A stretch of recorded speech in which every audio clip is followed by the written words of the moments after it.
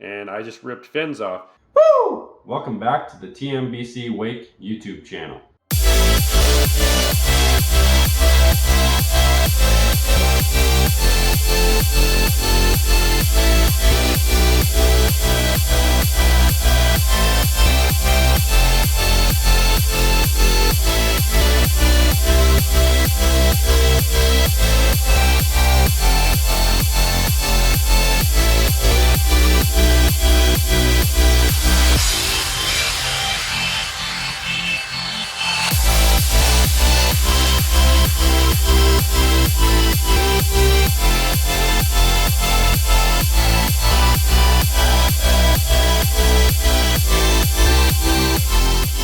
If you haven't entered the surfboard giveaway yet, make sure to get over to that video and get yourself entered. I'll put a link right above me, I'll put a link in the description below, and I'll put a link at the end of this video.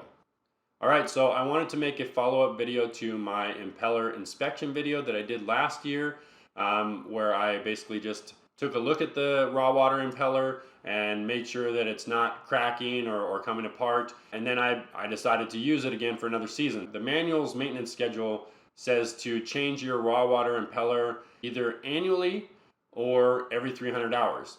Now, I just couldn't get on board with doing it annually because it looked perfectly fine. When a part seems perfectly fine, it's hard for me to replace it. But I was intending on changing it at the 300-hour mark or when I got near to it. I didn't even need to do that on my last boat because I sold it after the first year. So if you want to see how to locate and inspect your raw water impeller, I'll put a link to that video right here. So go watch that video and then you can come back to this one and I'll give you some more details of me replacing the raw water impeller.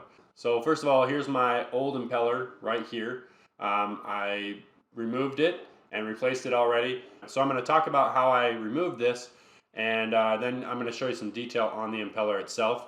I first tried just a small set of needle nose pliers and basically inserted it in the middle and then on the outside and tried to grip it and pull it out. The problem with that is it kind of, let's say it sits in the motor like this, or the back of the motor, and probably the back of the boat is maybe this far away, and when I reach down to get to the impeller, I could probably get my hand over it like this, all the way stretched out, and I can't see. My head is not in there with it when I'm reaching towards it. So the problem with this is that, you know, if I get some needle nose pliers on here, I don't have much room to pull it this way.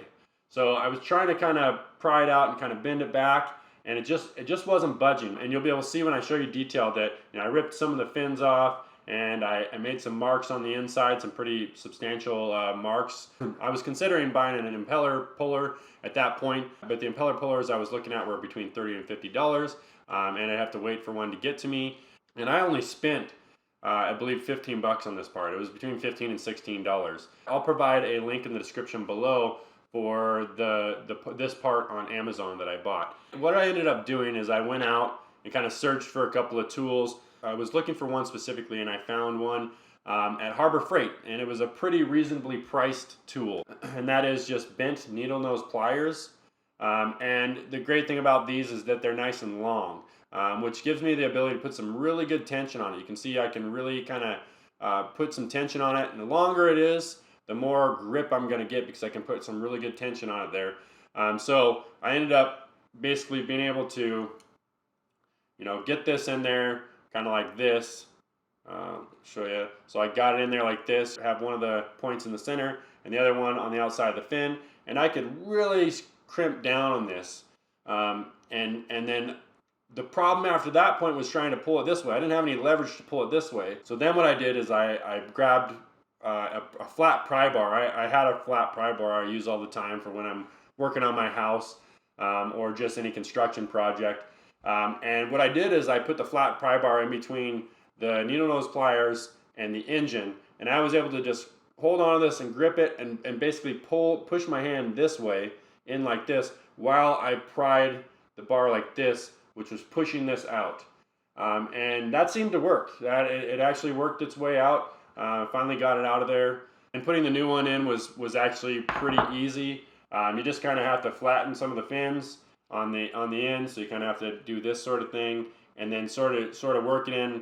You can kind of work it in from one side and kind of scoot it in, and just kind of keep flattening the fins around it. And then I just used, you could probably use different tools for this, but I used a rubber mallet to kind of tap it in all the way. The kit that I bought for the impeller replacement that I provided a link for in the description below, it included a seal, and it actually included a couple of rubber O-rings. I imagine those rubber O-rings are probably for different applications, different engines. They didn't apply to the Raptor 450 engine, but this particular impeller should apply to a lot of engines because it's a very, very universal one, and it would definitely work for the Raptor series for Malibu, at least the 410 and the 450, I can assure you. All right, so I'm going to give you a close-up of this impeller, talk about it in a little bit more detail. So first of all, for any of you that are looking for a part number, you can see that it says Johnson 812 B1. To be honest, I actually found a replacement part without that information, but by taking a camera or a phone or what have you and recording, after you take the plate off and just recording that, you could probably see the same information on your impeller. But what I want to talk about here is the damage or the lack thereof. So it definitely looks damaged, like I had expressed before, but that's from me pulling it out. You can see there's teeth marks all over on the inside there from my needle nose pliers. The first set of needle nose pliers I was using, I couldn't get enough grip with, so I kept on slipping off. I tried grabbing some fins, as you could see. I wasn't worried about damaging this one because I knew I was going to replace it, and I just ripped fins off. You can see that basically right here and right here are the two places where I was grabbing on it the most. So the reason why it's split right here is because I was getting really, really good grip with the long needle nose pliers, and it just basically pushed through the rubber. The big point I want to make about this is that it's interesting to me. You look at the rest of this thing, and from what I could tell from the outside before I did anything as well, it looks perfectly fine. The only thing I could notice is there's this mark in the middle all the way around, but there's basically, the way this lines up is there's a hole on this side and there's a hole on this side, and then there's, the metal piece in between. So that's what's causing the mark, but it's not damaging it at all. The interesting thing to me is that the maintenance calls for this thing to be replaced every year or annually or every 300 hours. And I'm not quite to 300 hours yet. I'm around 250. And still looks like this thing could go a lot longer.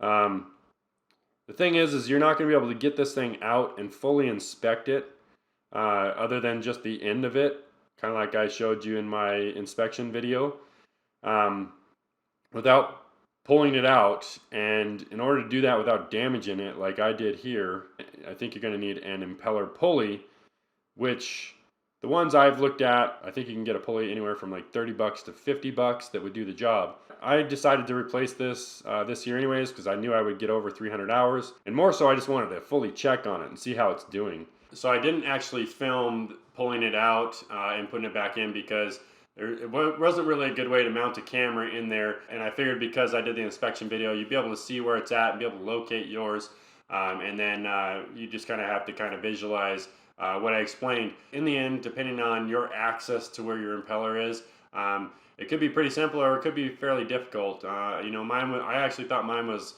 a lot more difficult than previous boats. On my 2007 23 LSV, it was much more easily located, so I had a lot better access to it. All right, so that's it for my impeller replacement. I do want to let you know that I'm thinking about changing the channel name. So currently the channel name is TMBC Wake. TMBC comes from 10 Man Boating Club, just a club that I kind of came up with around 8 years ago. I'm starting to think it would be better sounding and be more applicable to the channel if I made the name Wake Man. So just Wake and then M-A-N-N, Man is my last name, because my channel includes a lot of wake content. It also includes my daughter Wakely, and then it would just have my last name. So I actually think that sounds really good. I think it rolls off the tongue nice. Even though I'm really leaning towards doing that, I would like to hear from my subscribers. So please leave a comment below and let me know if you like the name change to Wake Man from TMBC Wake, or if you have other thoughts or ideas. I'll definitely read them and take them into consideration, but don't be offended if I just go ahead and do it anyways, because I've definitely been leaning towards that. Also, if you have any other tips or advice you want to offer to people watching this video on replacing their impeller, go ahead and leave that in the comments below as well. So I want to thank you for watching this video. If you enjoyed it, please give it a thumbs up. And if you're new to the channel, please subscribe and click that notifications bell so you can be notified of my future videos. I'll see you next week.